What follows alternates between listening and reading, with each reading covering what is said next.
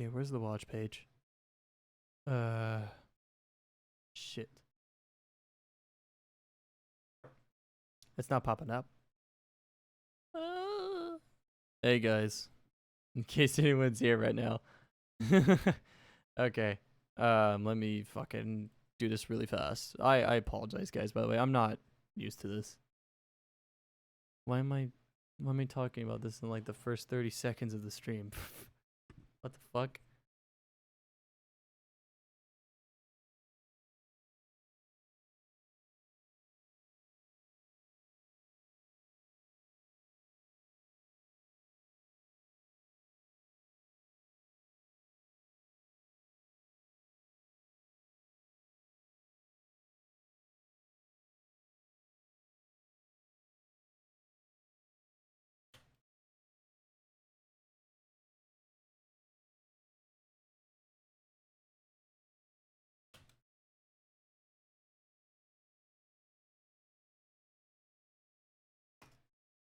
All right.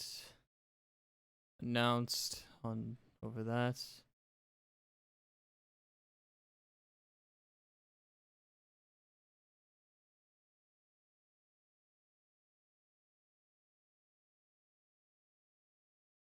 I'm going to leave the Discord call because it's going to get ruined if someone were to show up in here.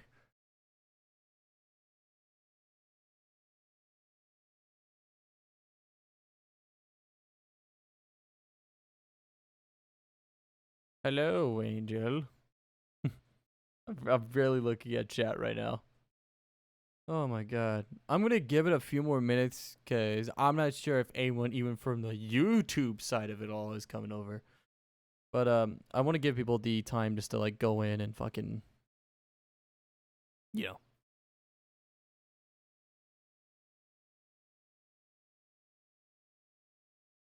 Yeah, I don't want people to just like barely come in, you know, it's already going. I want to give people a bit of a buffer before we begin.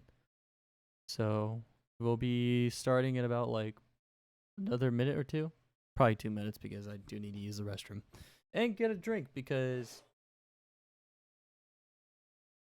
soda's not good to drink during a stream like this. So I'll be right back. I'll go do those things really fast and stuff so that we'll be ready to go because it's gonna be really hard to do this. What's up?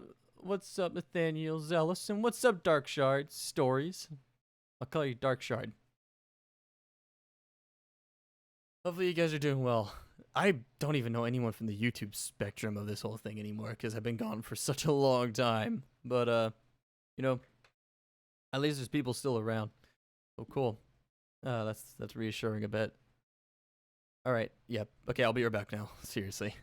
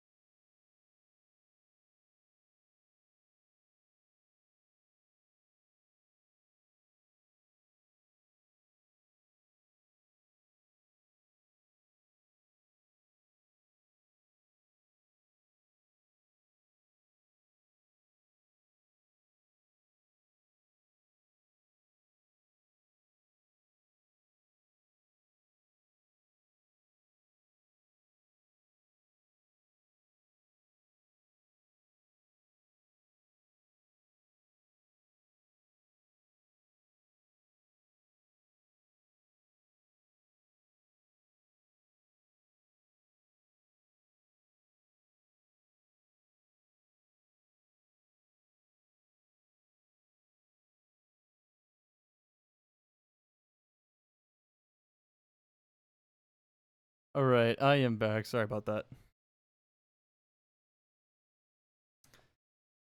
Also, yeah, Nathaniel, that's actually one of the biggest freaking fears about me coming back into this. It's because, like, dude, I haven't been around in like fucking ages. It's gonna be a bit hard for me to get back into the swing of it. And not only that, I have, it is gonna be a bit tough. Okay, let's see here. I really wanted to keep reading the fucking story because, what is it? I really wanted to keep reading Princess Rogue because, fuck, man, I love that story. And not only that, I asked Tear of Light also, like, I literally have, like, the blessing to do this. And I didn't do that for, like, a long time. Okay, guys, so the last chapter that we left off on, I'm looking from the fucking creator studio here to see what the chapter was. Okay, so we stopped at chapter 3.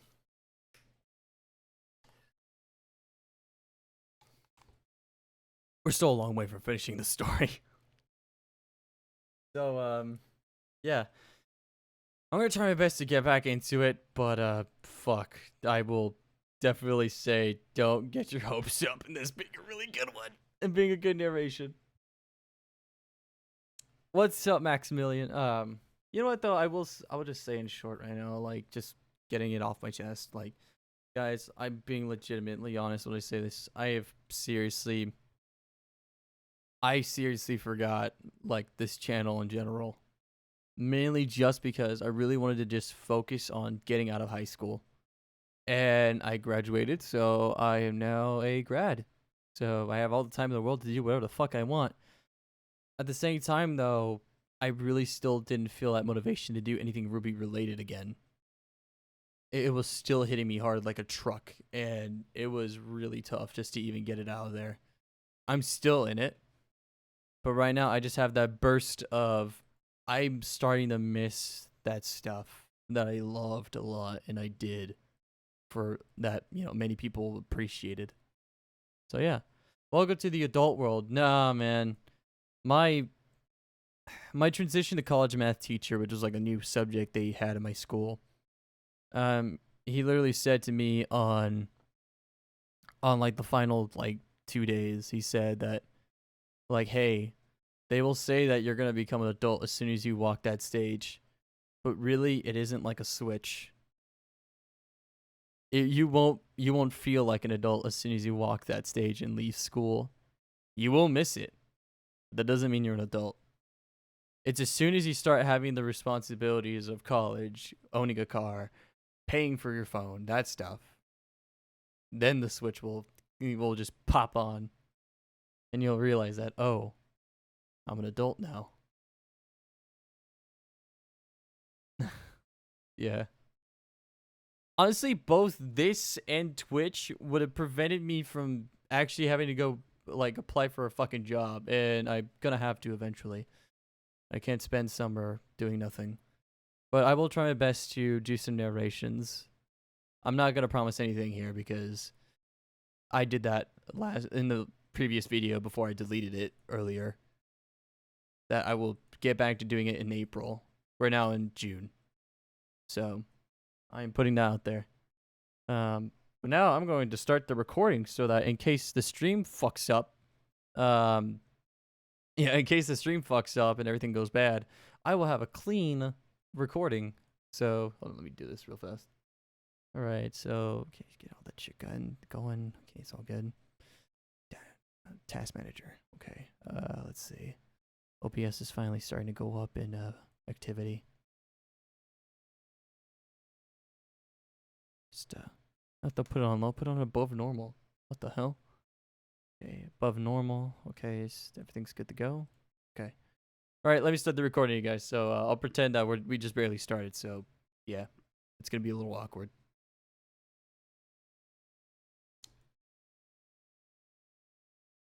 Oh my god. I was about to speak and then I stopped. Oh my god. I can already tell I'm super rusty. All right. Okay, I can do this. I can totally do this. Okay. 3, 2, 1. Hello, everyone. This is the Dark and Rose here, and I'm finally back. It has been a bit. I wanted to just take my attention off of this channel right now, just to like go and do school for a while, because literally at the realization during April, I just had to think about it. Like, do I want to do this right now when I'm so close to the end? And I'm actually kind of glad that I didn't do that. Well, yeah, that I didn't keep going with this when I said I was going to start in April again, because I was actually having a tough time as soon as I looked at my grades, because I wasn't looking at my grades at all for the final grading period, which is over a period of 6 weeks. And I was not doing so well. So literally, even if I had the opportunity to do this again, and if I wanted to, I was actually failing, so I had to fucking deal with that. And that was mainly just because I was dropping the ball and senioritis and stuff. Apparently that's a thing.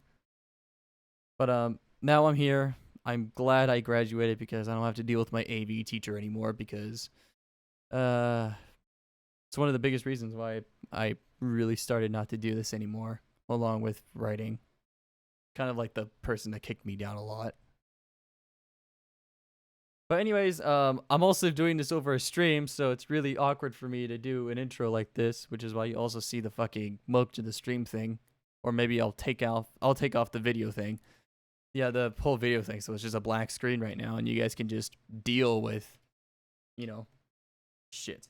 You guys can deal with, just putting this phone in your pocket or computer or whatever, just turning off the monitor and just chilling out while listening to my voice. But yeah, last where we left off, we were on chapter 3, and I literally don't even know what happened in chapter 3 of the Earth and the Maid. I just said my own story. Oh my lord, I made a mistake. It's a great start right now. Great start, chat, by the way. Great start. I literally said in the chat that I was like, I'm going to go start the recording, so it actually seems like I just started, talking. When I had like 13, 14 minutes of like stream going already. So yeah. Also, oh man, I already made a video on it. I can't say I'm in a new room now, because I've already spoiled that. But at least I'm a bit more officiated with the setup. When I first started like using the new setup that I have right here, computer and stuff and audio interface and everything, I was super fucking bad at it, because I did not use this for a while, and it is rough to try to use something new in terms of audio and try to record something new. I believe I actually did do a chapter of The Princess's Rogue. I never released it because 1, it was only 1 chapter, and 2, it was actually really bad in terms of audio quality, because I didn't have some things set right, and yeah, it was really bad. So here we go, guys. Chapter 4. And yeah, oh, actually, I just realized, chat, I never gave you the link to the fucking story. Oopsie. Okay. There we go. It's like I'm talking to 2 entities. I'm talking to the people that are literally probably just listening to this in a recording, and then the people in chat. So hopefully both entities are doing pretty well right now. Just saying. Like beyond 2 souls. Oh god, no, I'm not bringing that up. I hear Detroit's good. Alright, anyways, let's start this. Chapter 4. Oh my god.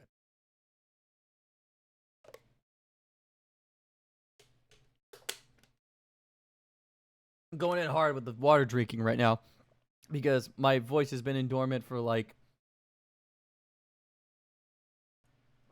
2 seconds. Okay, now we'll turn off the fan too. So I'm going to have to deal with sweating in here for a while. Chapter 4. Scars. Weiss stumbled as she ran, the pain in her ankle worsening. "Princess, stop!" came a shout behind her, but Weiss paid it no heed. "Wolves are pack animals," A total sense of panic gripped Weiss right now, and had ever since she locked gazes with eyes so red. A terror like nothing she had never known seeped into her very being at that sight, making Weiss want nothing more than to flee. And so she did. Weiss didn't know what to expect when she dared to peek around her tree. All that she knew was that she wasn't expecting to see a Grimm. Blue eyes went wide at the sight of a monster Weiss had only read about in books. It was huge, double the height of any regular person, with fur as black as onyx. On its head was a mask of white bone, lines of blood red carved into it. Spines of white bone also jutted out from the Beowulf's arms and back, blood-stained teeth bared at Phoenix as the man faced off against it. It took everything Weiss had in her not to scream. Instead, she took off running in the opposite direction. Good fucking job, Weiss. How quickly she realized the terrible mistake she had made. A blur of black darted towards her from the right between the trees. Seconds later, Weiss was bowled over, the Schneerus impacting the ground hard. As Weiss lay stunned and dizzy, multiple howls filled the air. From the darkness and shadows surrounding the trees around the Eris, multiple pairs of glowing red eyes opened, leering at her. Weiss whimpered as she sat up shakily, blinking back tears as the glowing eyes advanced. "Stay away!" she shouted, her voice wavering. The Beowulfs ignored the white-haired girl's feeble attempt at bravado, the Grimm closing in painstakingly slow. Weiss cowered instantly, her blue eyes frantically searching for a way out. Scrambling backwards on her hands and her behind, Weiss's left hand came across a loose rock in the dirt. Without thinking, Weiss hurled the rock at the closest Beowulf with all of her strength, making all the wrong mistakes here, Weiss, making all the bad mistakes. The Grimm instinctively turned its head to the side to avoid getting hit in the eye with the projectile. It flinched for a moment when the rock clattered against its cheek. Shaking its head clear, the Beowulf turned its gaze back to Weiss, jaws wide and growling. Feeling another loose stone nearby, Weiss hurled it at the same Beowulf in a panic. Oh my god. Run, bitch, run! She can't run. This time the said Beowulf got bowled over. Bowled? Is it bowled or is it bowled? The said Beowulf got bowled over by a heavy backpack. We'll say that. Its contents scattering across the ground in between the beast and Weiss to the sound of the Grimm's yelp. "Hey!" came a voice behind her. Weiss, along with a dozen or so Beowulfs, turned their heads in the direction of the shout. It was Phoenix. The man still flamed from before, currently standing 10 feet behind Weiss, off to her right. Also, I just realized that I'm doing this late at night when 2 people in my house are literally having to go to work tomorrow. That's a mistake. I'll try not to pay attention to it. The princess said back off. Phoenix punched forward, his right gauntlet flashing red before shooting off a ball of fire. The attack hit a Beowulf square in the chest, making the beast yell as it was sent flying into a nearby tree. Not wasting a moment, Phoenix punched forward again, and again, and again, sending a barrage of fireballs at the Grimm, hitting some while missing others. Of the Beowulfs still standing, all of them took off towards the rogue, deeming him more of a threat at the moment. Weiss quickly scrambled off to the side and hid behind another tree. She watched with wide eyes as the pack in unison leapt into the air and swarmed her savior. "Look out!" To Weiss's shock, Phoenix chuckled, remaining in place as the Beowulfs came down upon his head. I guess. A split second before they collided, Phoenix leapt vertical into the air, narrowly missing the multitude of claws swiping at him. As he turned to face his opponents in the air and fell back down to earth, his golden gauntlets blazed with fire again. Seconds later, Phoenix's fist met the ground, rippling and cascading dirt outwards in waves. Beowulfs went flying in all directions, and Weiss could only stare in awe. Phoenix rose from his crouch, the flames from his punch dissipating around him as he stood. Taking a quick glance around, the rogue immediately charged forward a few steps before leaping high into the air again, flipping forwards. His right leather boot came down on the nearest Beowulf like a sledgehammer, the heel of the man's boot cracking its bone mass, sending the Grimm cratering into the dirt. Phoenix immediately curved to the left after that, uppercutting a Beowulf in the air with a ball of flame. Following up into the air, the rogue spun midair, Phoenix's boots crunching against the faces of 2 charging Beowulfs about to snap at his flank. The hits sending both beasts tumbling across the ground away from him. Phoenix touched down a moment later, By now, the remaining Beowulfs, having finally righted themselves from the original blast, which knocked them off their feet, charged at Phoenix, howling. In spite of being outnumbered by at least tenfold, the rogue was undeterred. Man. Quickly punching at the closest Beowulf, Phoenix sent it careening backwards into a nearby tree with a fireball. Kicking his right foot backwards a moment later, the man smashed another Beowulf hard in the stomach with his boot. Another Beowulf used that time to close in on the rogue, swiping at the man's face with its claws. Phoenix had apparently anticipated this. Either that or had seen it coming a ways away, for he dropped down into the crouch, leg extended, and quickly did a sweeping kick, knocking the Grim off its feet. While it was still airborne, Phoenix uppercutted the Grim with a flaming fist before smashing it back down to the ground with another fiery punch a split second later. As a blur of movement narrowed in on the man from the front, Phoenix leapt to his feet, taking one step forward. He jumped at the charging Beowulf, using its chest as a springboard to leap higher into the air. Twisting around to face another of its brethren trying to flank him, Phoenix smashed the flanking beast in the stomach with a kick, sending it crashing backwards into another Beowulf behind it. The second Beowulf stumbled backwards off balance, the first of them falling to the ground limp. Phoenix quickly charged at the second Grim and finished off the Beowulf with a fiery right jab to the chest and a flaming left uppercut. Uh-oh. I think I got a message.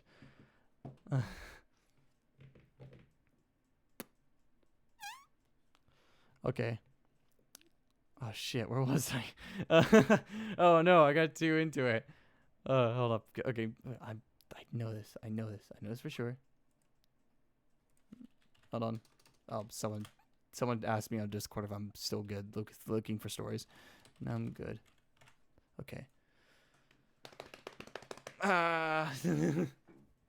Growl sounded behind the blur of a man. No, it sounded behind the blur of a man. Phoenix punching in the opposite direction of the house. A ball of flame rocketed from his right gauntlet, sending him skidding backwards on his heels at superhuman speed and straight at the charging Beowulfs behind him. Phoenix met the first Beowulf with an elbow to the chest, kicking it backwards with a spinning roundhouse kick to the face. The second Beowulf swiped at Phoenix's head as it... Wait. No, I was right. Okay.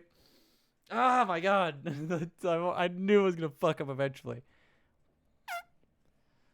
Okay. I totally got this. The second Beowulf swiped at Phoenix's head as its brethren was bashed away. Phoenix quickly raising his right fist, stopping the eviscerating limb with his golden gauntlet.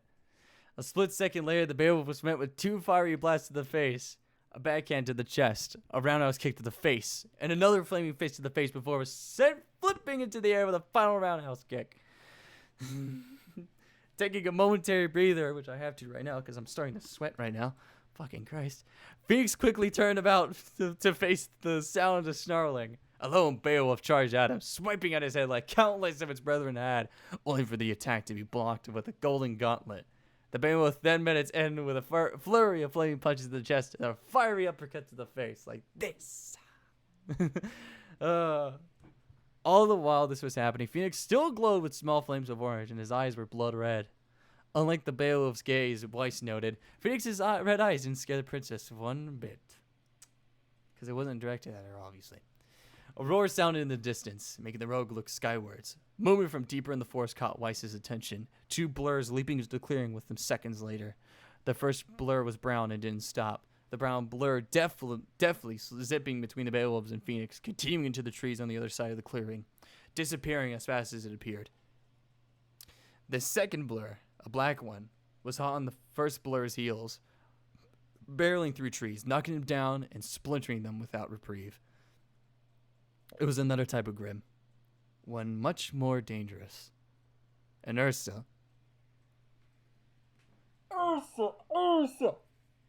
Sorry about that. Had to do it. I should have done it the way that they did it in the director's commentary of Volume 1.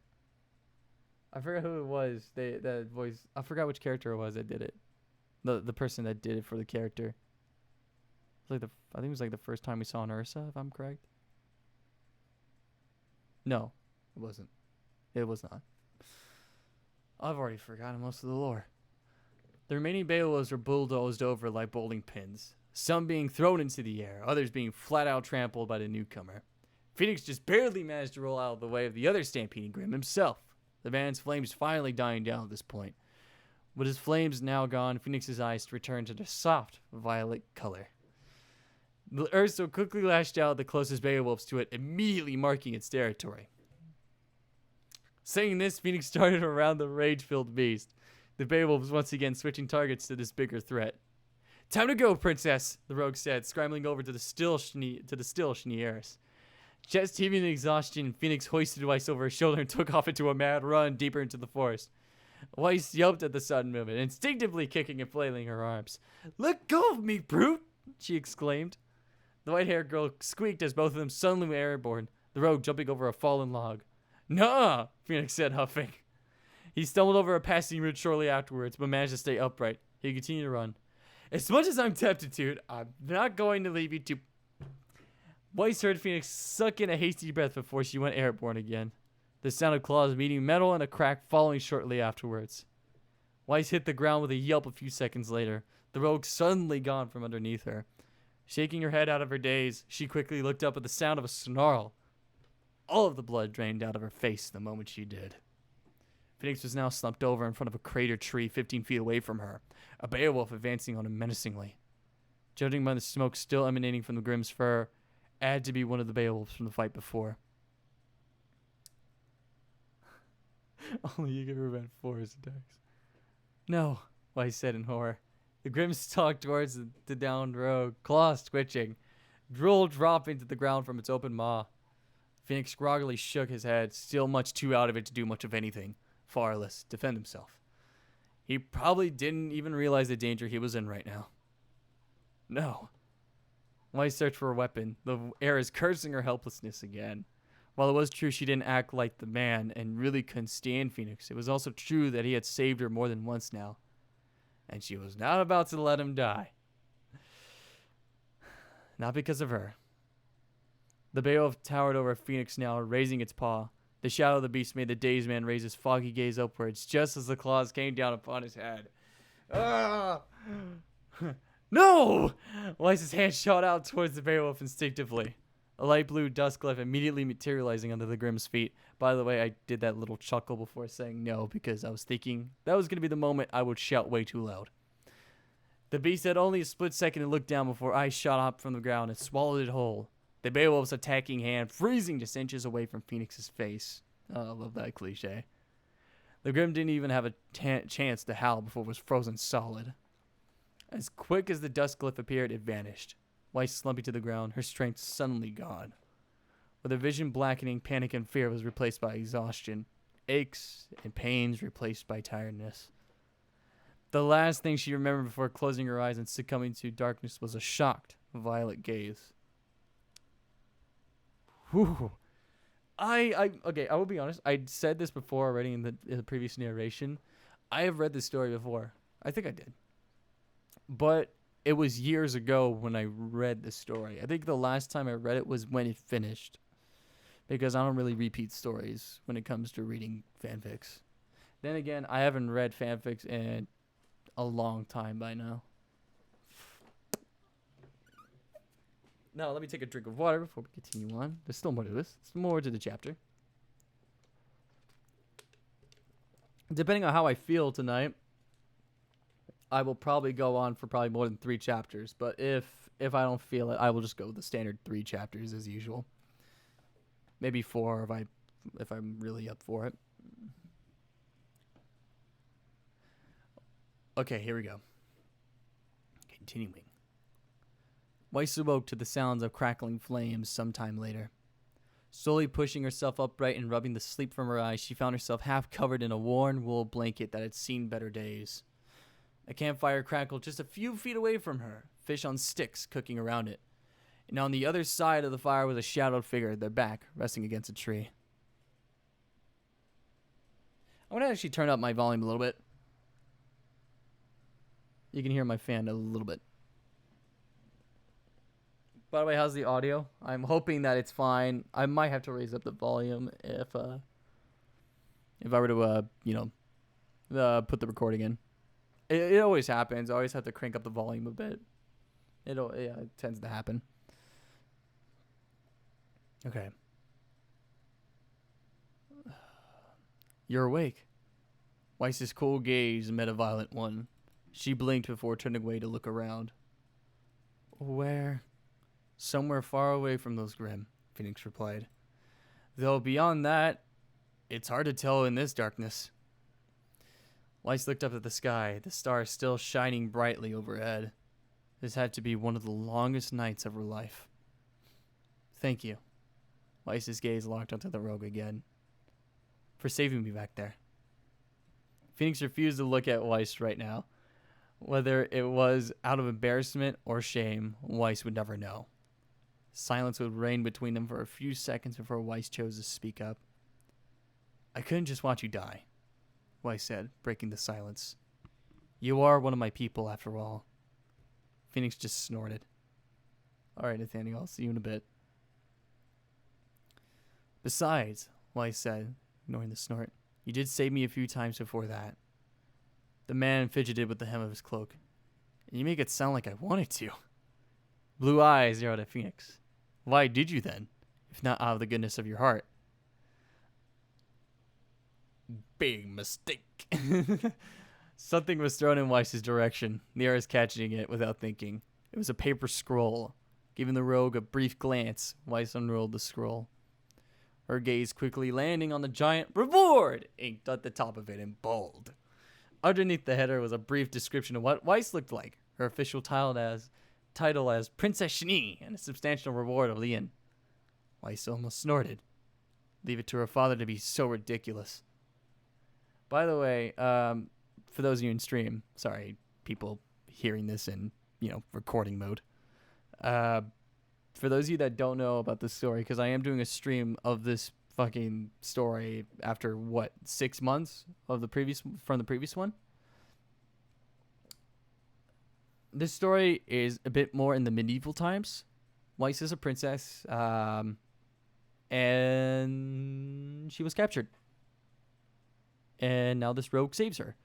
Obviously, people probably already know who the rogue is. I won't say anything about it, but I won't spoil anything just in case there's anyone here hearing this narration that has never read this story, which I highly recommend doing, by the way.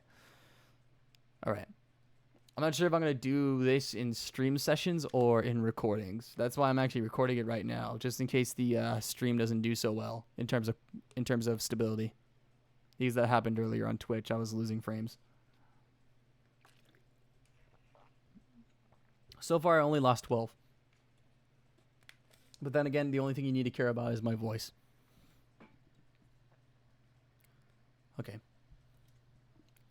King Shni had to be the vainest person Weiss knew in the entire kingdom of Vital, because this was back before it was officiated that we were in Vale, and that the world was actually named Remnant.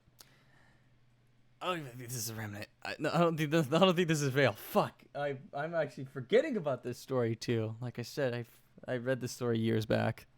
I don't really remember much of it, even though I love it. I still remember some great parts. He made sure that the people knew that what he looked like, having countless portraits of himself painted and distributed amongst the court of the nobles. As if that wasn't enough, and it wasn't, not to the king. Every so often he would travel the streets of Vale via carriage, with an entire troop of soldiers guarding him, just so people never forgot his face. On top of that, craftsmen were ordained to make miniature replicas of King Shni in his likeness, something he forced the poorer districts of the capital city to buy just because he could. Yet when it came to Weiss, his own daughter, his flesh and blood, a damn fool didn't even have the decency to include a portrait of her on the reward notice. Despicable. Seems like Daddy is missing his little girl, Phoenix commented, a slight sneer in his voice. Shouldn't have done that. Princess Shni glared at the paper. He does not miss me. Only what I can do for him, she said tersely. Icy blue eyes locked into Phoenix's violet ones. So if you plan on taking me back, it must be as your prisoner, Weiss said. She tossed the bounty scroll back to the rogue, who caught it easily. Hey man, I would have taken it as a moment just to throw it in the fucking fire. That would have been even more symbolic. But then again, a lot of people do that in their stories, in a way. If there was something that has to involve a paper of importance. Why is that? Phoenix asked, genuinely curious. Clearly, this was not the response he was expecting. Weiss turned to the fire, turns to stare at the fire, clenching her jaw. I won't go back. I just won't. Phoenix was silent for a moment, his eyes flickering between Weiss and the fire. Sounds like life in the castle isn't so lovely after all, Rogue said after a few seconds. Too bad. I heard they have a really good roast over there. Weiss clenched her fist in response to her increasing ire. She closed her eyes to calm herself, but it didn't work. Instead, memories unbidden forced their way into her mind. Times she wished to forget, making her only more angry. What would you know? Weiss said, nearly growling. You're just a freebooting scoundrel with no cares, no responsibilities. Weiss was harsh in her remarks, she knew, but she was so angry right now. How dare you talk to her like that? What could you know of duty to one's family and to one's people? Weiss turned away in disgust. Freebooting? Phoenix whispered, as if he couldn't believe she just called him that. Weiss turned back to say something else, but the man wouldn't let her. Freebooting? How dare you? Weiss blinked in surprise at this reaction. Apparently, she hit a nerve. Phoenix shakily rose to his feet and glared at Weiss witheringly. It is you, princess, that has no damn clue, the man exclaimed, making Weiss flinch. What would you know to duty to family? You've been pampered your entire life. Phoenix was shaking, a finger pointed at Weiss. Like this. This makes you feel uncomfortable, doesn't it, chat? Oh, shit. I was actually thinking that wasn't going to go like so... But that was so easy to just...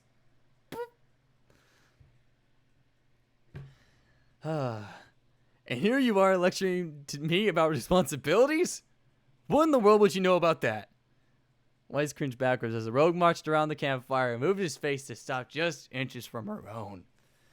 The next words to leave his mouth would have hit Weiss harder than any physical lash could. Because having seen the agony and sorrow bleeding through his eyes, Weiss knew they were genuine. Did you have to worry about how you were going to feed your sickly little sister when your house was raided by bandits and your parents killed? Did you feel sick to your stomach every night as you tried to find shelter after those same said bandits burned down your house and village? Did you have to go through the agony of having healer after healer turn your dying sister away because you didn't have enough lien to pay her to pay for her to get better? Did you? Weiss swelled thickly as tears pulled in the corner of the man's eyes. No, you didn't. Phoenix snarled. Just like how you weren't forced to steal just to eat. You weren't forced to live on the streets just to survive. You weren't forced to watch your little sister smile at you as she wasted away in your arms because you didn't have the power or money to do anything about it. At this point, tears flowed freely from Phoenix's eyes. Torment clearly heard in his voice as he fought so hard to keep his words from trembling. You have no idea of the life I have lived and the things I have done just to live, princess. Do not speak as if you do. Weiss was misty-eyed and speechless by the end of all that. After staring at her for another few seconds, Phoenix finally rose up to his full height, clutching at his right side. When he started walking backwards away from her, Weiss couldn't but feel a sense of panic rise inside of her. Fear not anymore, princess, Phoenix said, his voice low and muted. I've changed my mind. The bounty scroll previously hidden inside of Phoenix's cloak was pulled out and tossed into the fire. There it was! There it is! Sorry, it's a real moment here. Weiss watched as the parchment immediately went up in flames. I need not any stinking land for a wretch like you. Blue Eyes rose up to look at the rogue, Weiss not feeling the least bit insulted by that comment, even though she knew she should have. I don't want to taint myself with your kind. With that said, Phoenix walked past Weiss and into the darkness beyond the campfire. He would not return for the remainder of the night, leaving Weiss to mull over both his words and hers. Weiss not sleeping a wink before morning came. Who is this OC Aladdin? I don't know. Is it? I don't know. You probably just might want to check out the description of the story. It's actually kind of obvious who it is. Mainly the reason why is because, well, you know what? You know what? We're gonna keep going. I don't know why I'm saying that. I don't know why I threw my ball back like that. I'm not angry. I'm a little disappointed in you right now, T9. I'm kidding.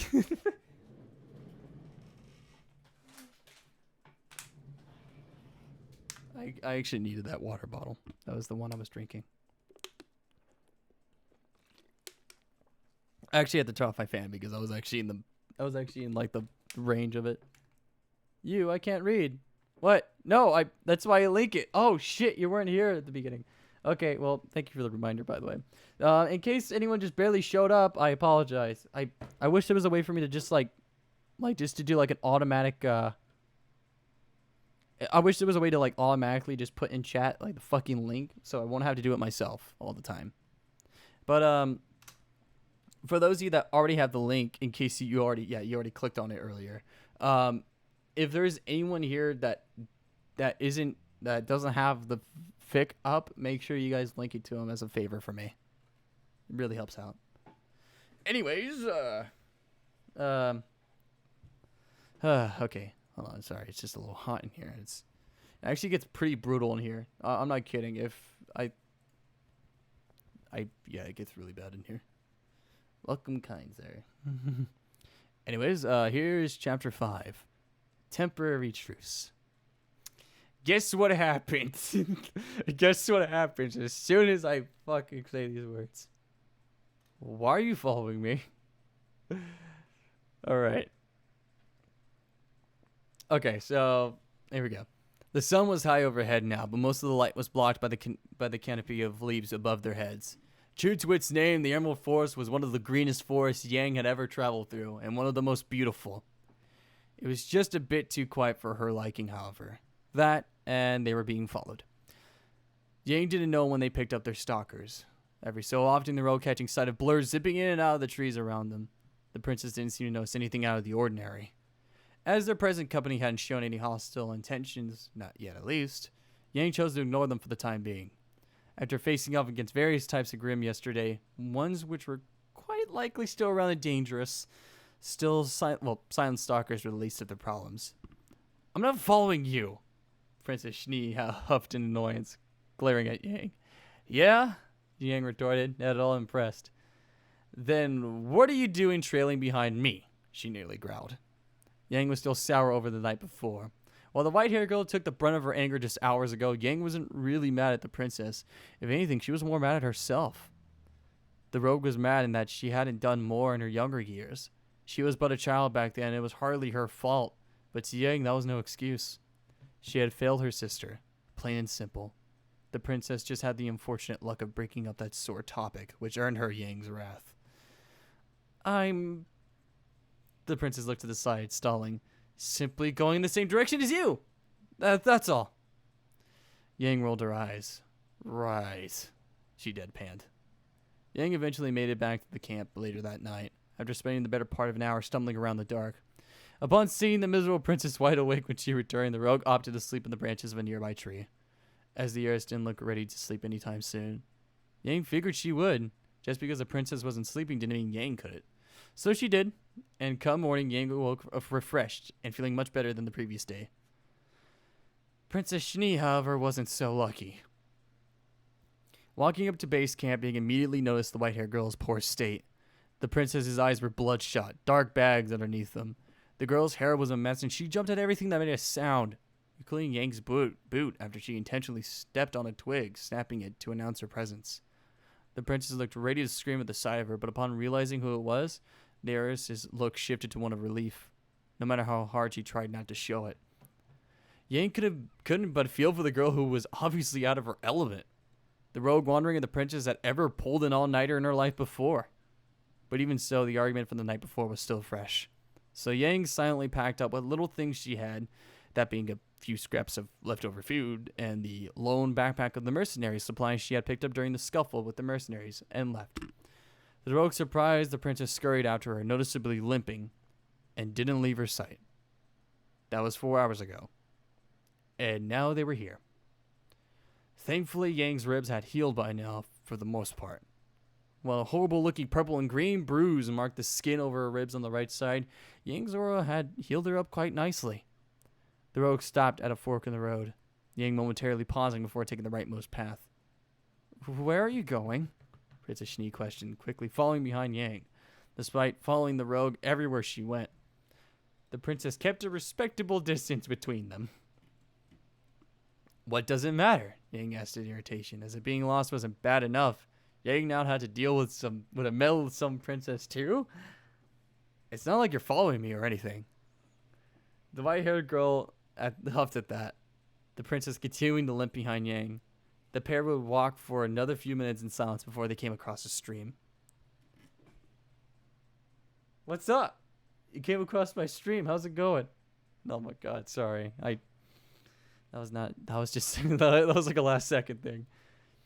Yang stopped next to the stream and looked down the length of it. Yes, I know it's pretty short right now. We're only like at 50 minutes.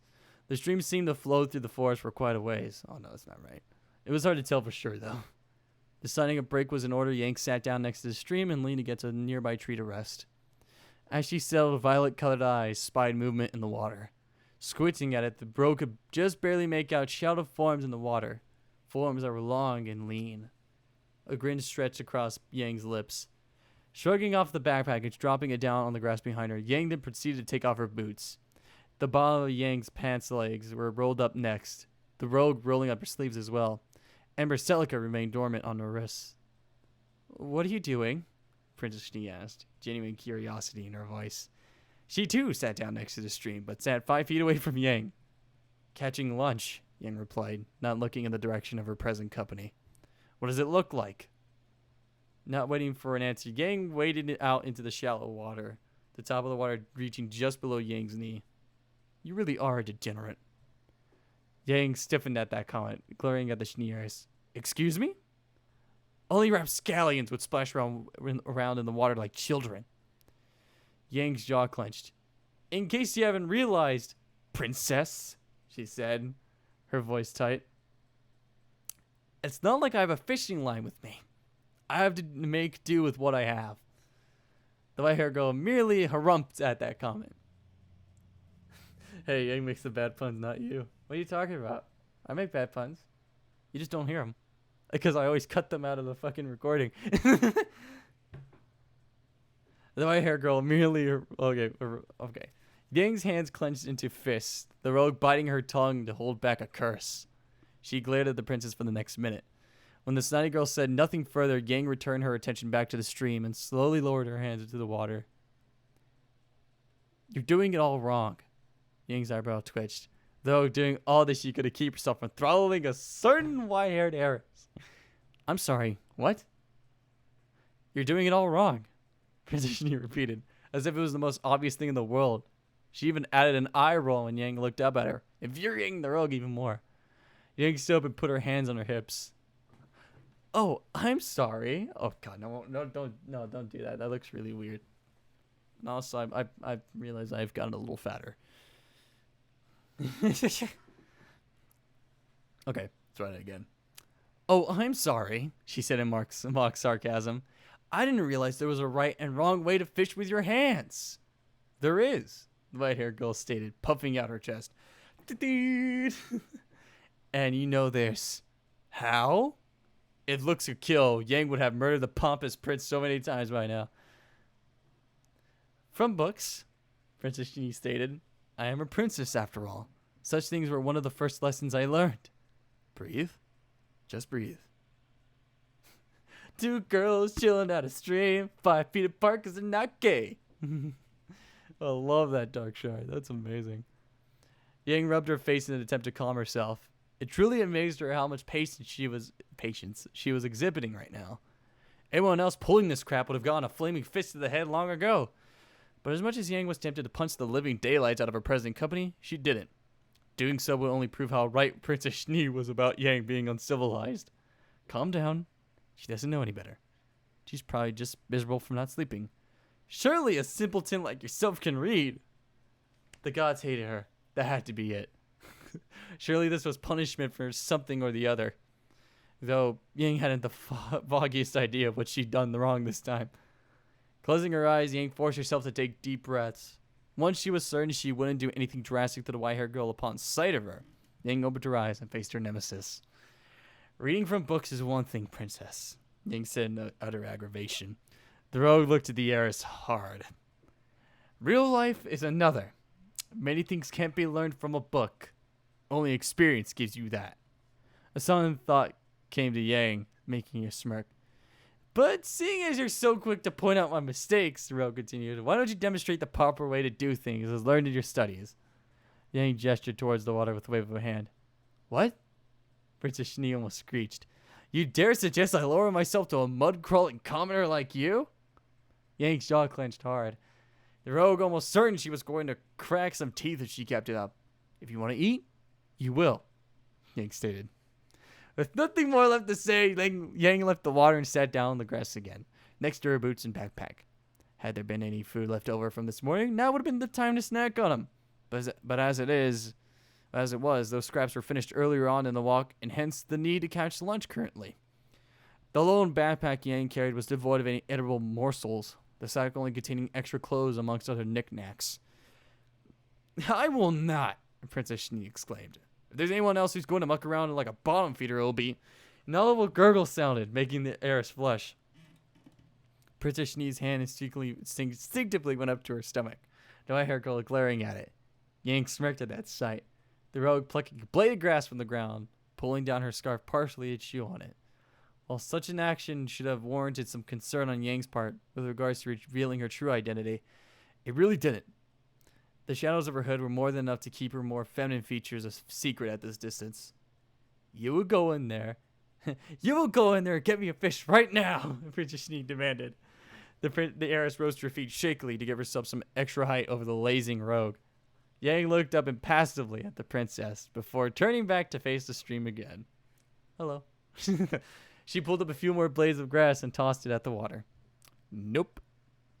Princess Schnee took one step backwards, affronted. No? Blue eyes hardened into glaciers. You will, the princess said again, pointing her finger at Yang now. You do what I say because you're a princess? Yang snorted. No, you're not. Out here, you're no one special. No guards, no riches, and most definitely not Daddy's little girl. Princess Schnee glared hard at Yang, her hands balled into fists at her sides. I owe you nothing, Yang said, looking at the white-haired girl with eyes narrowed. So if you want to eat, you'll prepare it on your own, just like the rest of us commoners, as you so call us. Oh my God, I forgot how brutal this part was. The princess's eyes threw daggers at the rogue, but Yang didn't react. Rather, she just chuckled. It was so amusing to watch the princess squirm for once. When the other girl's stomach growled loudly for the second time in the span of minutes, her face flushing, the princess turned away. Fine, Princess Schnee said, half stomping, half limping towards the water's edge, boots and all. Yang's eyebrow raised into her hairline, the rogue absolutely stunned. The princess was actually yielding? I mean, she's hungry. How the fuck could you deal with that? I'll show you, the heiress exclaimed, snapping Yang out of her shock. And when I catch all of them, you won't get any. Sure, Yang said, chuckling. The rogue had to hand it to the princess. She had some spunk. That's if you catch any, Yang finished, grinning. The princess glared at Yang, growling very much unladylike as she marched into the shallow waters. When the white-haired girl turned her attention to the waters, Yang rested her elbow on her knee and leaned her cheek against the palm of her hand. Violet-colored eyes twinkled with mirth. This was going to be good. Half an hour later? Oh my God, only half an hour? What the fuck? I was thinking it was going to be the entire day. If there was one thing Yang could say about the princess, she was persistent. Half an hour had passed since the heiress trudged into the water with all intents and purposes of proving Yang wrong. And for a half hour, Yang watched as the white-haired girl failed and failed and failed again and failed and failed and failed. Each time not only failing to catch any fish at all, but also getting herself more drenched in icy water when she vainly tried to chase after the fish that got past her. Sighing and very hungry at this point, Yang decided to help the pitiful princess out. You're doing it wrong, Yang said, smirking at the vicious glare the cold and exhausted princess gave her. Oh my God. Watch. This is how you do it. Fucking 80s montage activate. It's the Eye of the Tiger. Standing down. No, that's like montage music for like working out. Gotta get buff. Standing downstream from the heiress, Yang bent over, slowly dropped her hands into the water. Cool blue water went up to her elbows almost. The sunlight above glinting off ember silica nicely in the water. Spreading her fingers wide and bringing her fingertips nearly together, Yang wiggled her fingers slightly and waited. it didn't take long to attract attention. You see, princess, Yang said, holding her arms absolutely still. You first have to draw him in. A fish swam into Yang's hand, stopping itself in between her thumb and fingers as it inspected the golden object in the water. And then when they least expect it, you snatch them up. At the exclamation, Yang's hands blurred. A split second later, there was a loud splash of water.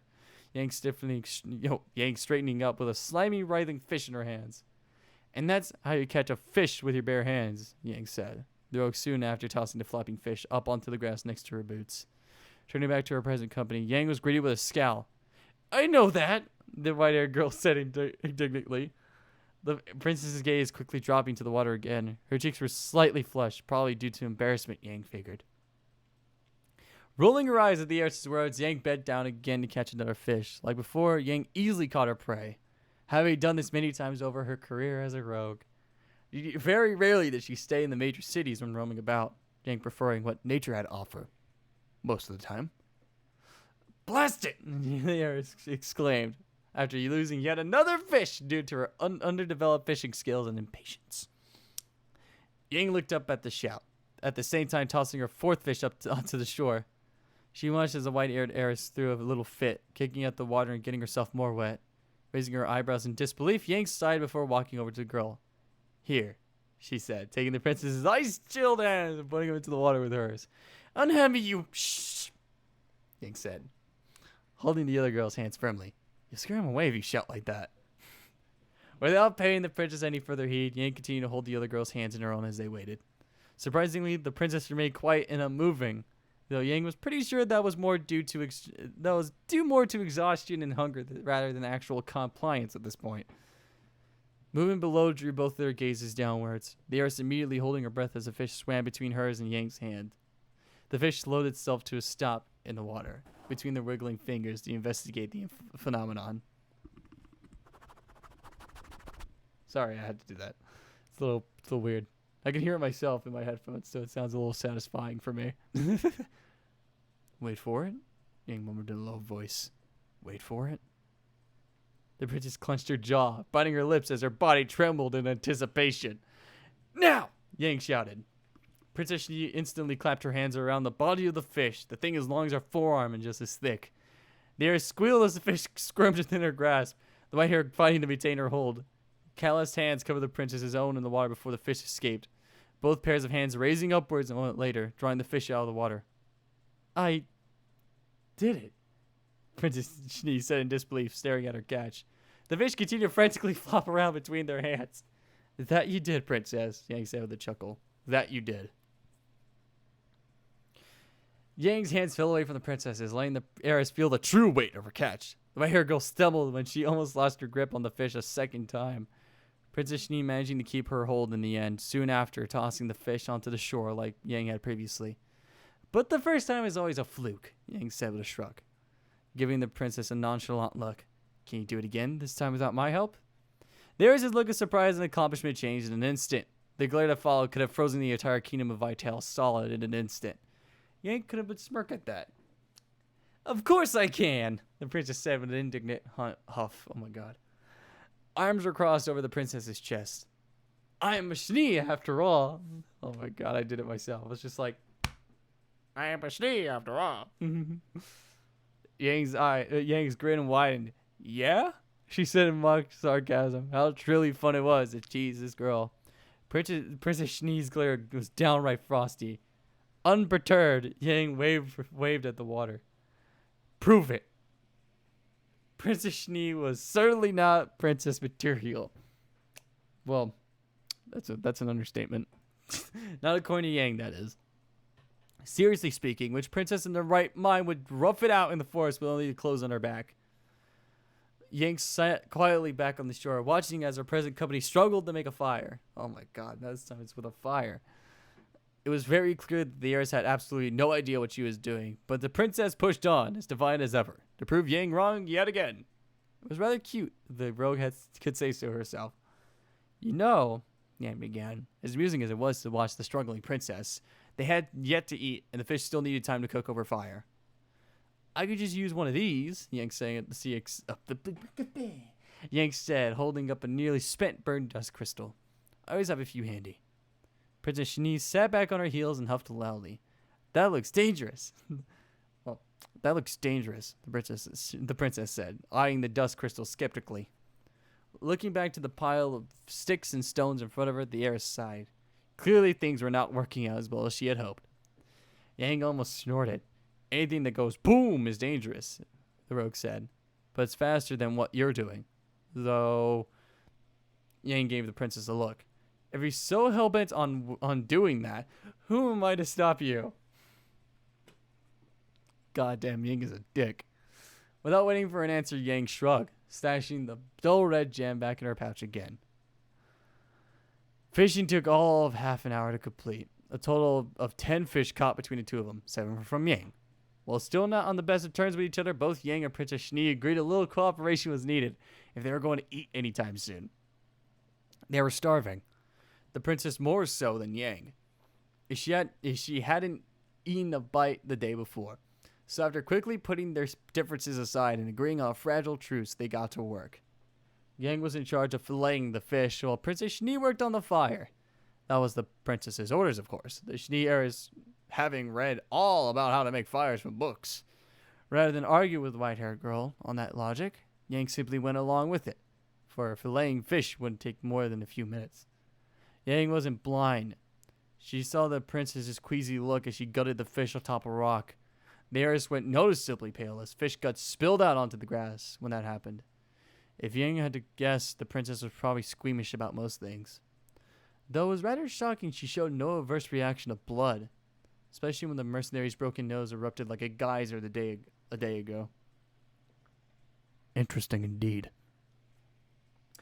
After cleaning all 10 fish, filleting them, and putting them on sticks to cook, Yang tossed all the inedible and less desired fish remains back into the river. By then, the fishy smell was incredibly strong, and the princess looked ready to dry heave.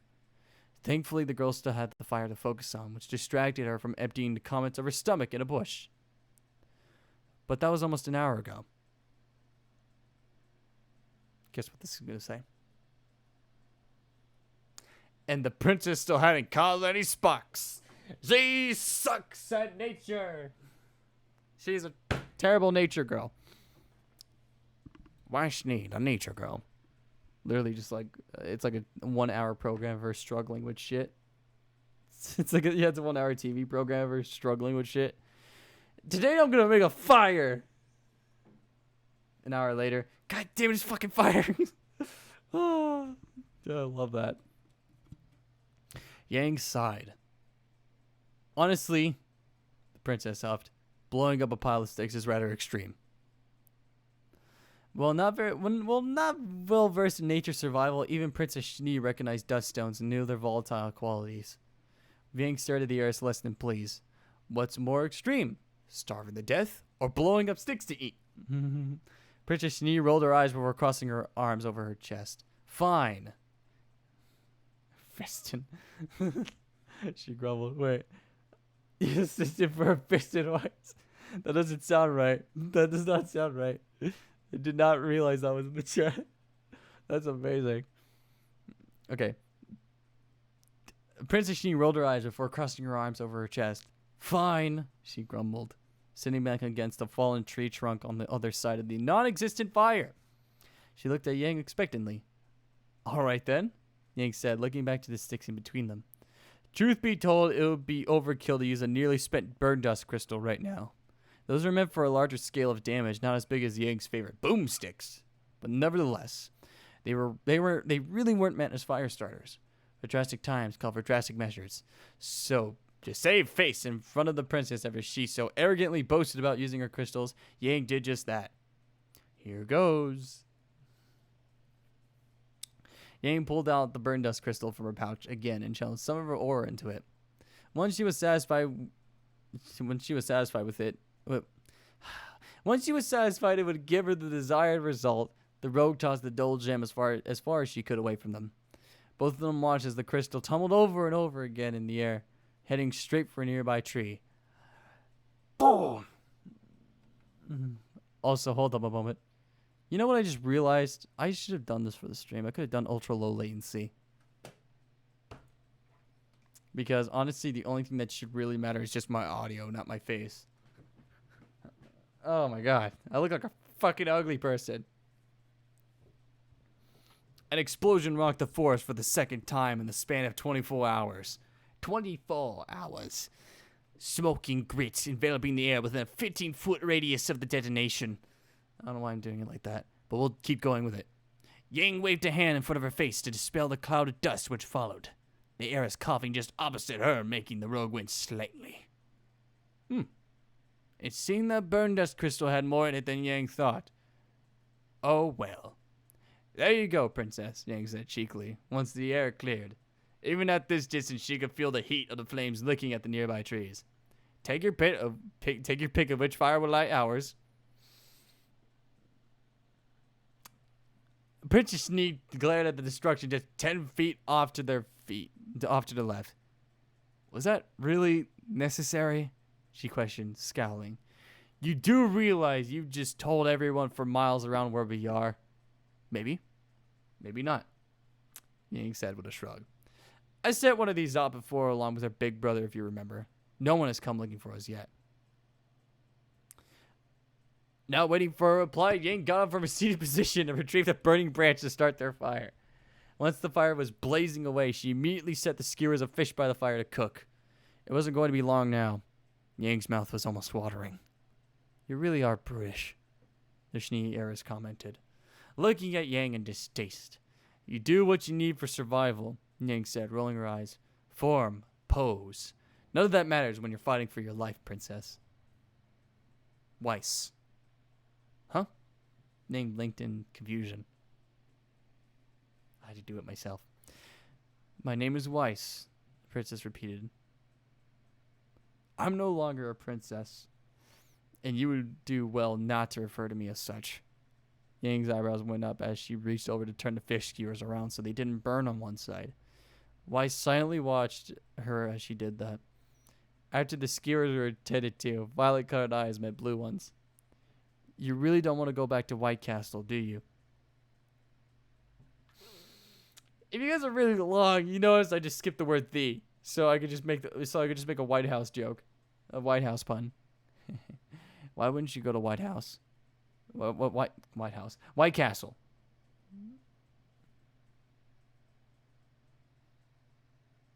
I am terrible at this. Anyways, let me correct myself so that I don't get angry comments later. You really don't want to go back to the White Castle, do you? Weiss shook her head. Tell me something, princess, Yang said, flipping the skewers around again.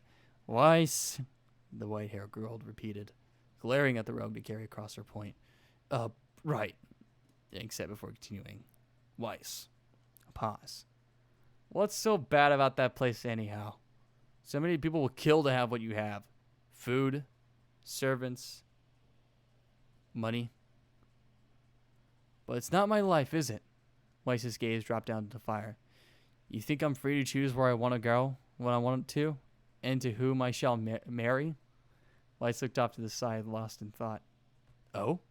Hank said, this time it being Weiss who flipped the skewers around so they didn't burn. Hey man, I'm hungry too.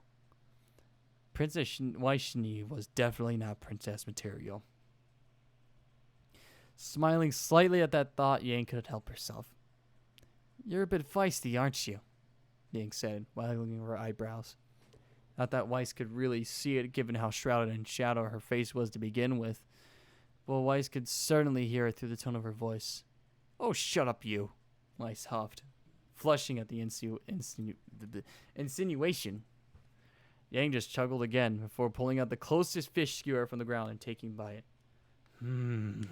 Perfect.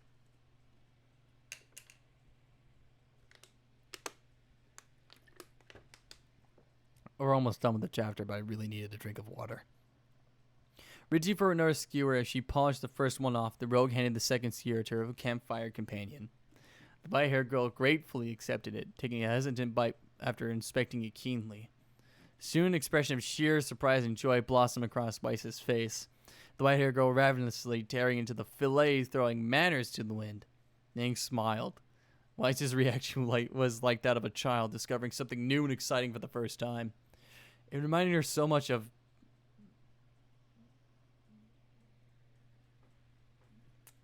Yang swallowed thickly, her appetite suddenly waning. Anytime she thought about her, this always happened. Yang continued to eat, however, well aware that she needed to keep her strength up for the trials ahead.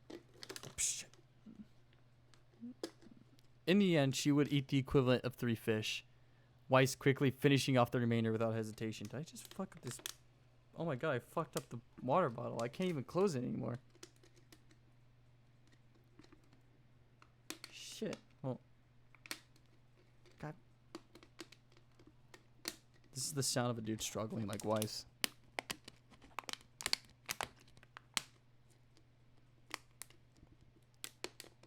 You think I'll be like Brian Robinson and fucking Hatchet? Hell no, I die first day. Hell no, I die first day on a fucking some river nearby. Are those gummy bears in the back? What gummy bears? Okay.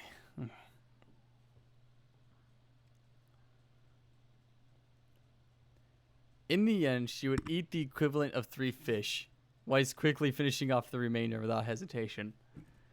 The princess would also be the one to nod off first, in spite of her best efforts not to. It seemed all exhaustion had finally caught up to her, and Weiss didn't have the energy to fight against it. After an hour, after Weiss fell asleep, Yang watched her. Nostalgia weighed heavily on her shoulders as the heir slept. The rogue's thoughts going back to the person she had lost long ago. Upon noticing the slight shiver of her companion, without thinking, Yang got up and draped the worn blanket Weiss picked up from before over the white-haired girl and tucked her in. Not too long after retaking her spot on the other side of the fire, Yang succumbed to sleep herself.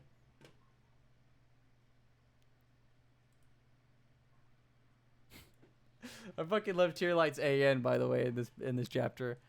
I don't claim to know the exact technique for fishing with one's hands. That being said, let's just say this is how it works just for this story. Right you are. That's how it works in fanfiction. You make up shit. Sleepy time. Yep. Oh, where's that? Hold on.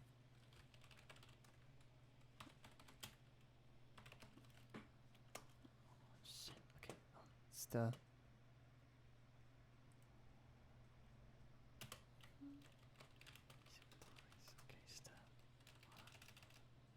Damn it! Why can't they make this shit easy to look at? Sorry, I was looking up some fucking sleepy time music box tunes.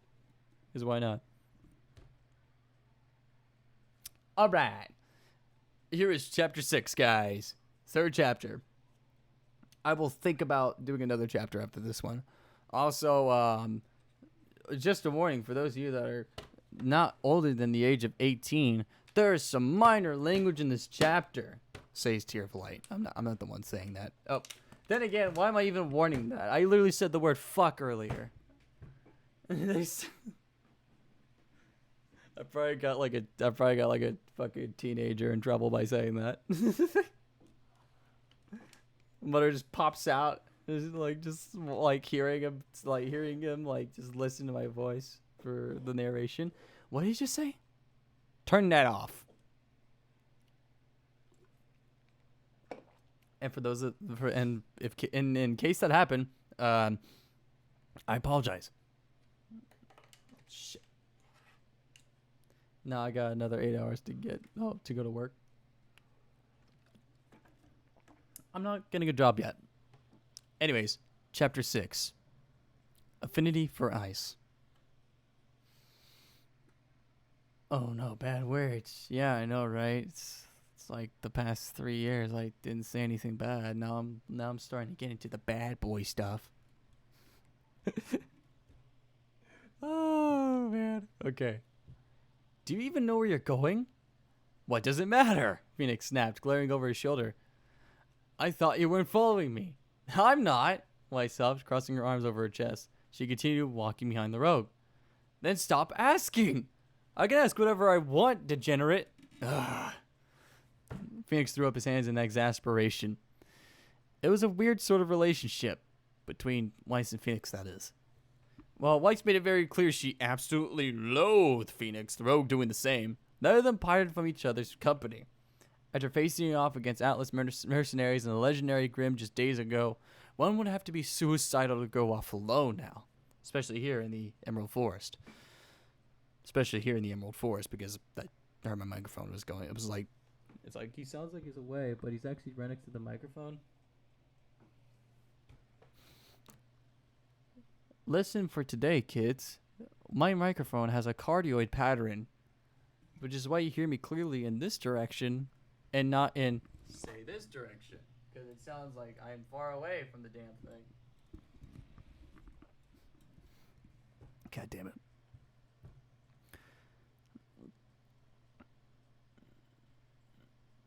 Who knows what other horrors they face in the coming days.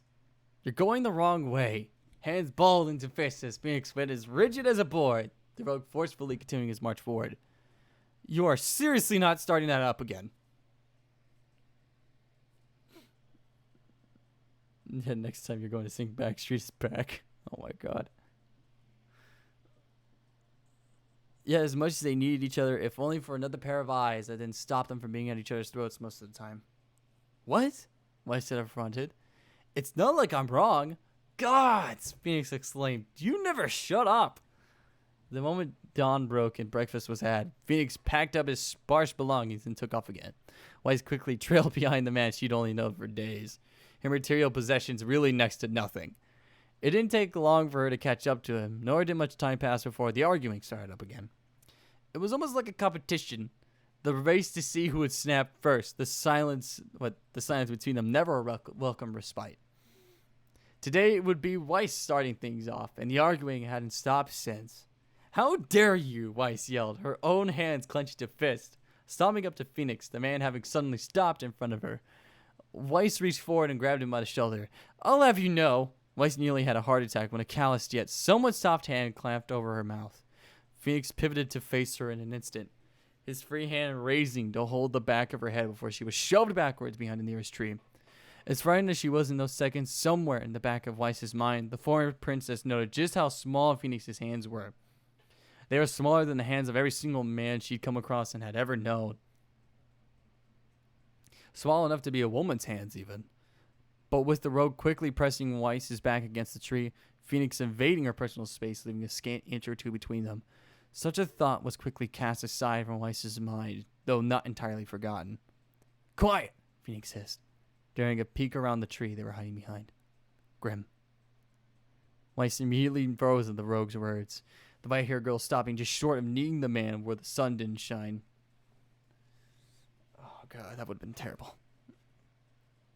Only now that they had stopped arguing, that they had stopped walking, could she make out soft grunts and squeals up ahead.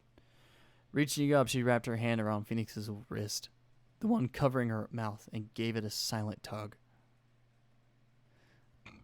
Getting the message, the rogue slowly dropped his hand from her mouth, allowing Weiss a glimpse of his long, slender fingers. His now freed hand moved to hold onto the tree trunk to the right of her head, effectively boxing her in with his arms.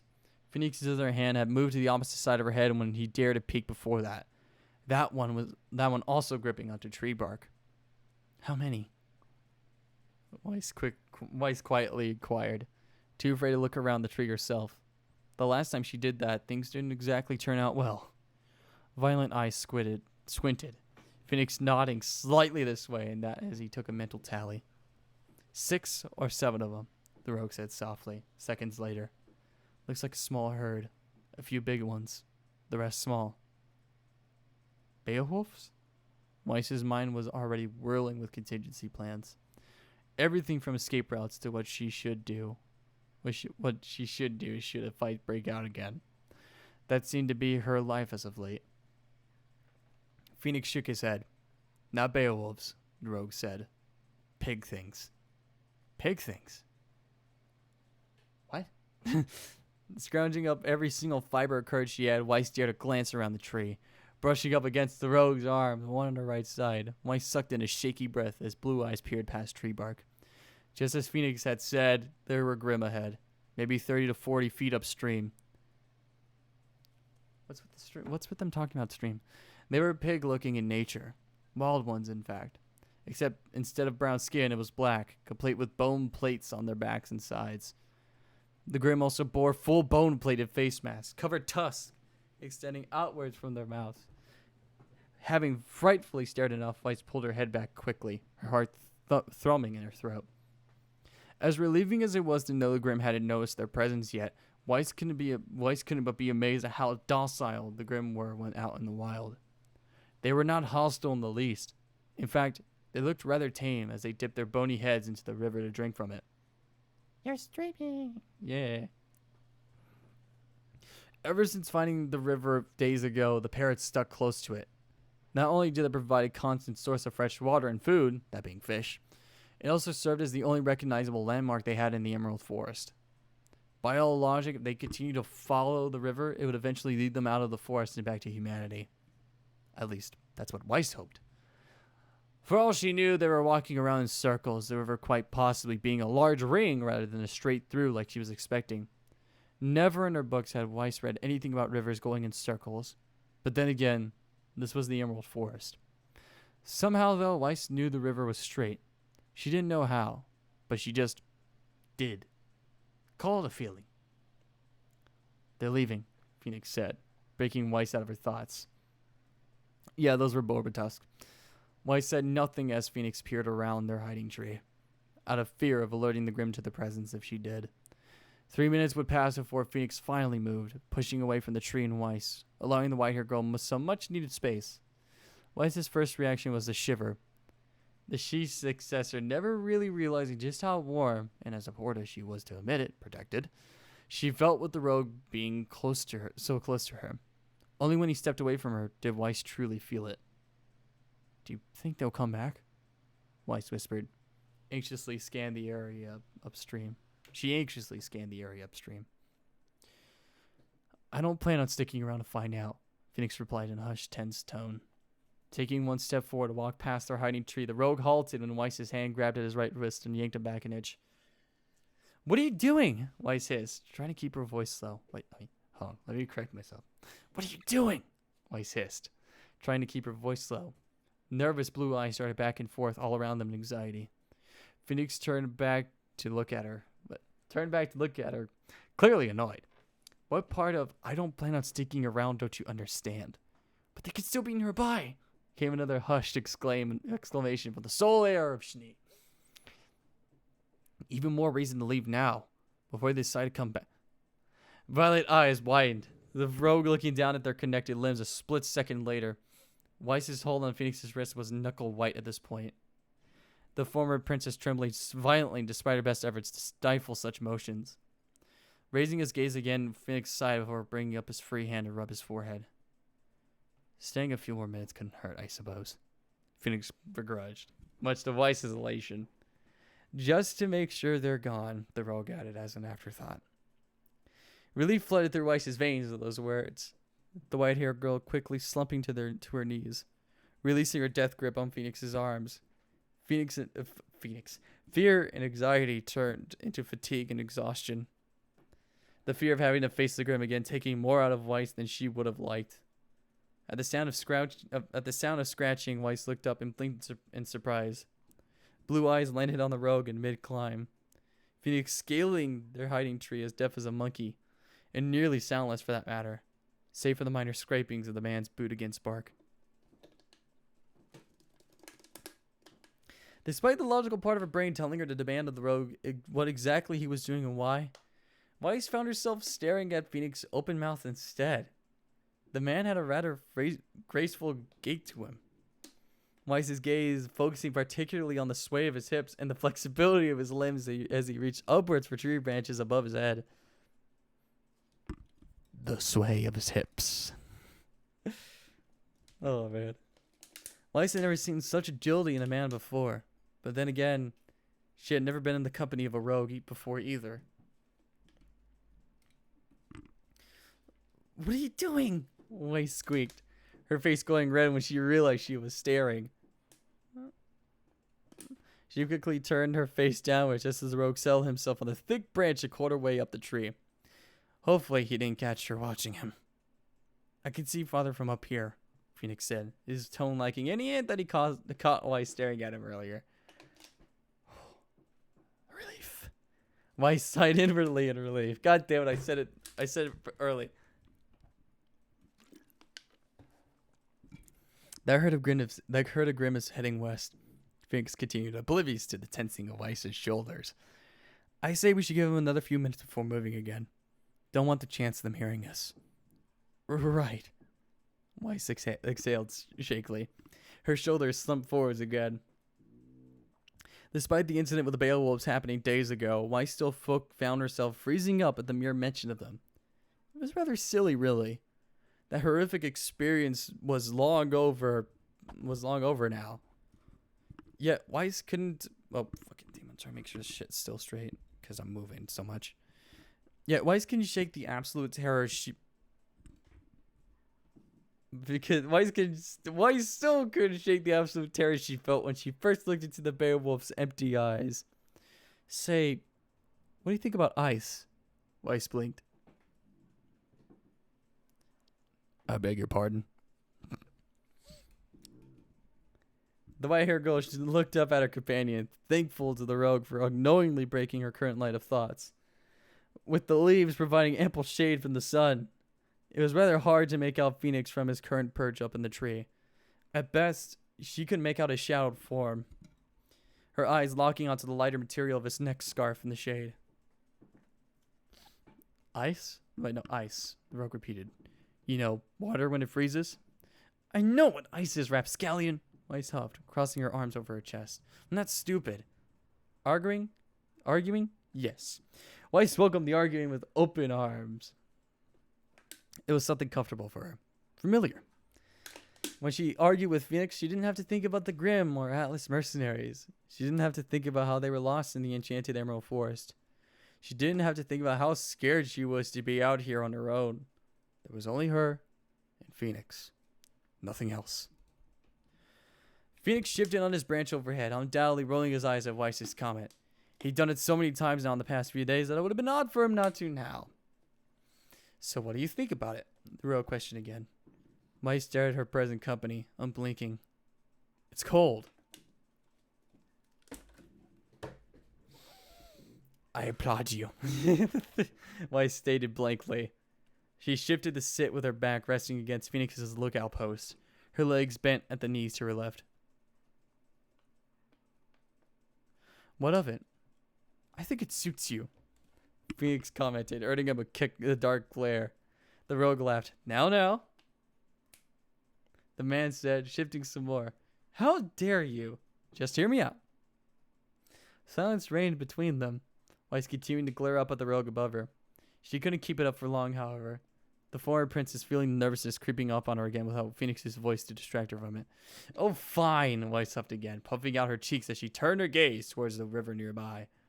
She was acting like a petulant child, she knew. One which undoubtedly affected her prim and proper reputation in a negative way. It hardly mattered, though. As childish as it was a small price to pay for all things considered. Phoenix chuckled, earning him another glare. You know, the rogue said, you really are adorable when you pout. Excuse me? Oh shit, I squeezed my water bottle and I'm scared of spilling it. I'll put this back in a desperate manner after drinking it desperately with water coming out my fucking mouth. Oh, if looks could kill, Phoenix would have been dead so many times by now. As it wasn't bad enough that she was lost in some enchanted forest with mercenaries out to kidnap her, Grimm out to kill her, and starvation threatening to do her in. Now Weiss's only company was hitting on her? The nerve! And don't even get her started on those horrible puns either. What's wrong with bad puns? Easy now, princess, Phoenix quickly said. My name is Weiss, the white-haired girl exclaimed. Get that through your thick skull, degenerate. All right. Phoenix said, actually sounding apologetic. Sorry, I didn't mean to get you all wound up. A sigh. What the fuck? It's fucking neighbors. One would swear you never received a compliment in your life before, the rogue muttered under her breath. Thick skull with two C's. Weiss nearly growled, having heard that comment anyhow. Is there a point to all of this? Ice blue eyes were throwing daggers at the rogue. Oh, right, as Phoenix said, as if suddenly remembering what they were talking about in the first place. Weiss rolled her eyes, her fingers digging into the muscle of her arms. Fingernails scratched the material of her jacket sleeves as she sought to rein in her temper. Actually, that's I'm stabbing myself with my nails. Fucking emo kid.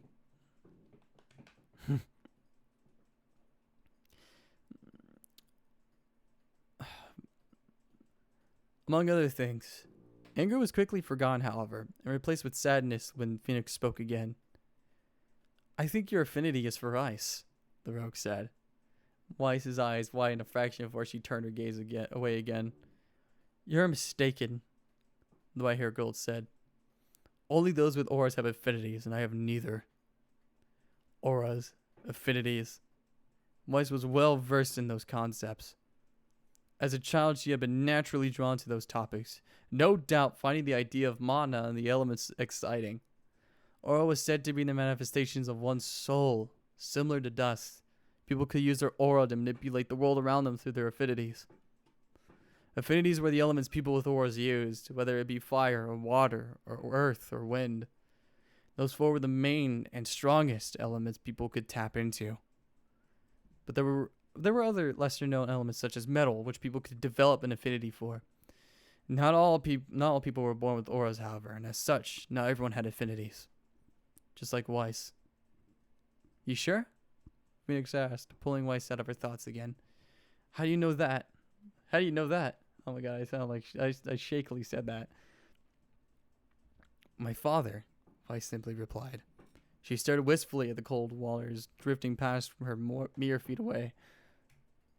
You guys can actually see my fan. I didn't realize that. Well, you get to see what keeps me cool here. Oh, god damn it.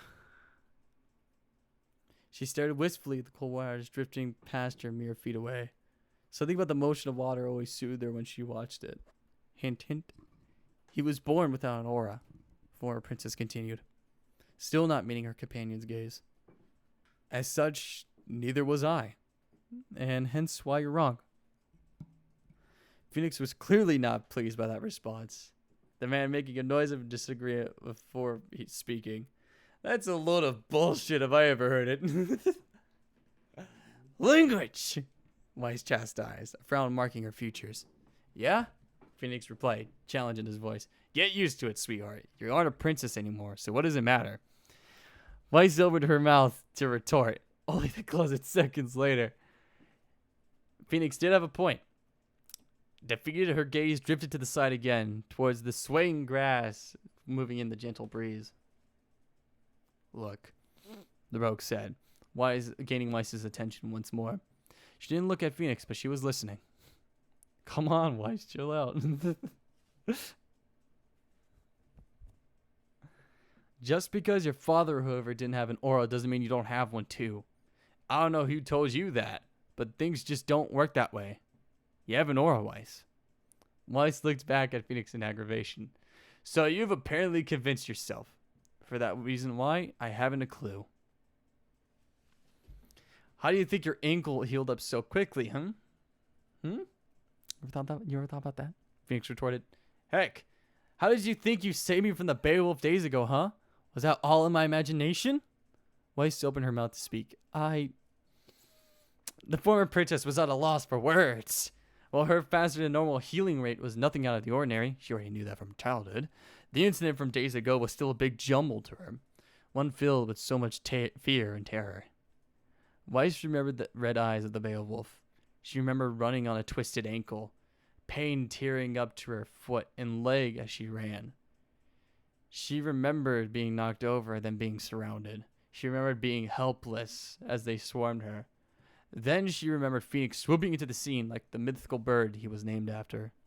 She remembered him burning the grin asunder. Then the Ursa came and they were running again. And then she was on the ground. Phoenix was about to be ripped in half. All she wanted at the point was everything to stop, to halt, to freeze. Hey. Weiss jumped when the hand squeezed her shoulder. The white-haired girl looking up from her shaking hands to find Phoenix right beside her. When he had jumped down from his watch post, Weiss didn't know. All she knew was that she needed him close by. Pretty gay, huh? Right now, violet-colored eyes looked at her with concern. Weiss's breath hitching in her throat as she was pulled in for a hug.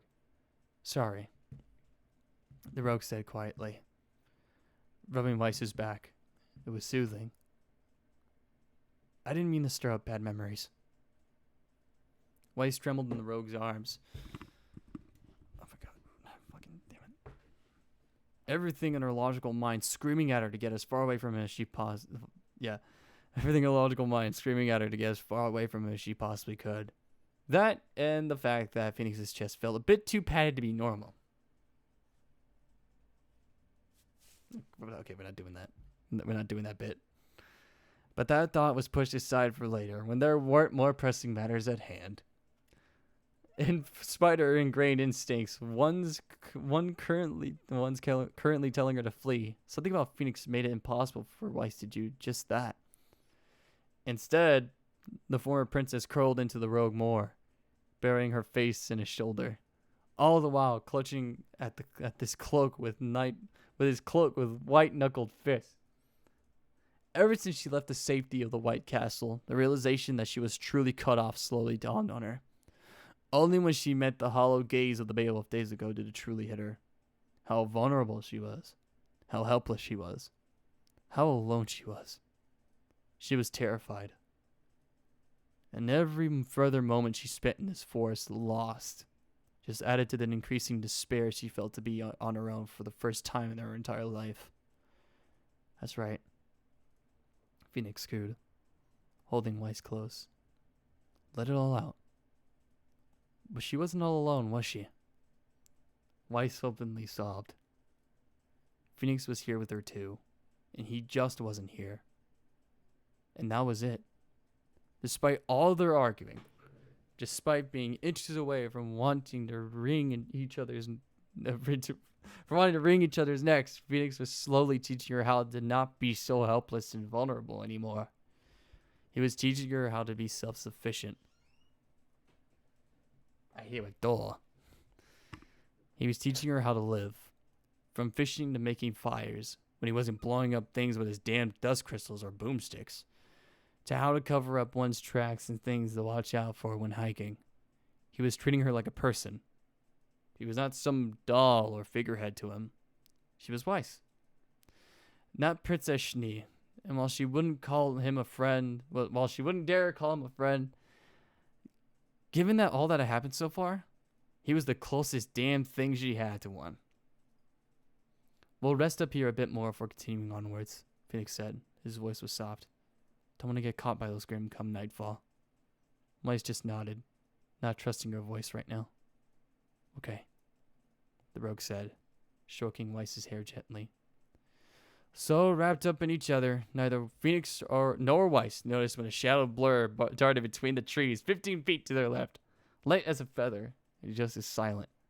The blur would continue on for a long time, eventually meeting up with a certain herd of grim.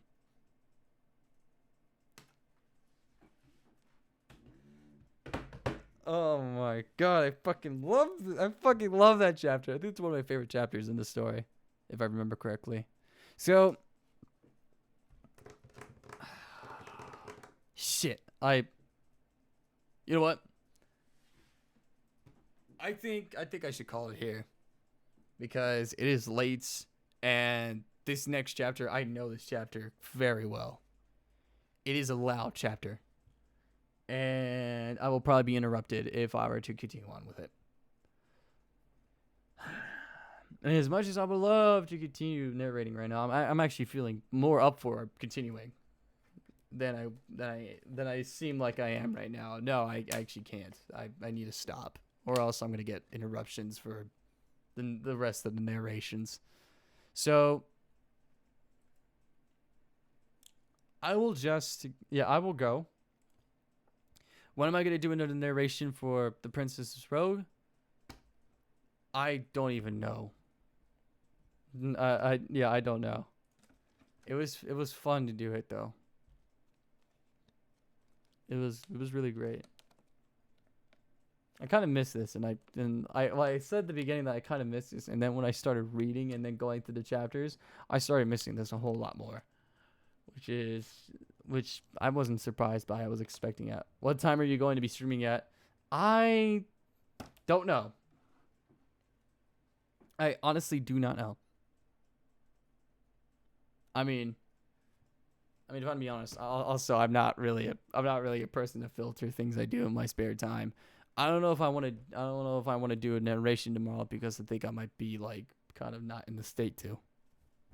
That doesn't mean I'm going to a party. It's just, yes, I am a person that smokes the dank. So yeah. But at the same time, I really do want to do another narration.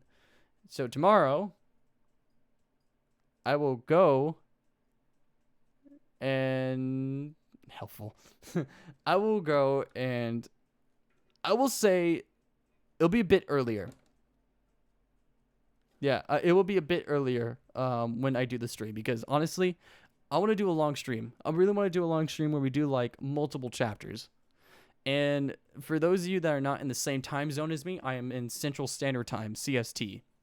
You guys can figure out what your time zone is just by searching it up. Live life, mate. Yeah, I know. I'm living my life. You're gonna have to convert the time for this because I don't know what time you guys. I don't know what time you guys are in your time zones. I don't. Yeah. How the fuck am I supposed to know that? And yeah. If there is any issue with the stream, being shown on YouTube or like in my videos posting in my video section, someone let me know because I'm always unsure about what YouTube does with its shit. And I get a little terrified about it. So, when did we start doing this? Like an hour and 30 ago? So like 9:30 maybe? That's the time we started maybe? Oh. I will say then that, okay, it's 11:05 for you, so you're in the same time as me. Hi, cat. By the way, that's my cat. Yeah, it's my cat. Most likely, I think the time for the next narration, if I am doing it tomorrow, if I'm like, okay, this is gonna be for tomorrow, and just in case I don't do it tomorrow, on what's tomorrow, like Friday? No, Tuesday. Today's Tuesday, so Thursday. So this is for the times for tomorrow and Thursday. You can also keep tabs on it by here. I'll actually link my Discord. You know what? I'll do it to this one. This is actually I'm giving you guys my side channel Discord because I'm not gonna. Okay, so never expire, please, because I need that link forever. Okay, so there's the Discord. I highly recommend that you guys join it because I did announce it. I probably will announce not probably. I am going to announce the next narration if I do it. So yeah. If you guys want to know exactly when. And know when the stream is up, I will notify you in there. What I'm looking at for times, I am shit. So we start at 9:30. Most likely, I'll probably try to start like at around 6:30. 6:30 to 7:30. That time frame. So as soon as that time strikes tomorrow and Thursday, look at the Discord. Like that's all all I can say about that. Look at the Discord, and if nothing comes up tomorrow, then check it out on Thursday. But if there's any like sort of if there's anything that I want to run through with anyone, I will do it over the Discord. Because how am I going to contact everyone by messaging? There's no messages in fucking YouTube. Not anymore, and it's not really that important anymore, so who the fuck looks through them? So yeah, like I said, really highly recommend looking at the Discord for an announcement for the stream, because that's all I can really say. So thank you guys so much for just showing up for the narration, just chilling out. I had a lot of fun. I definitely miss this shit. I miss it. And so, with that, I'm going to go now because it's getting really hot in here. I'm sweating really badly. And I think I might die of dehydration.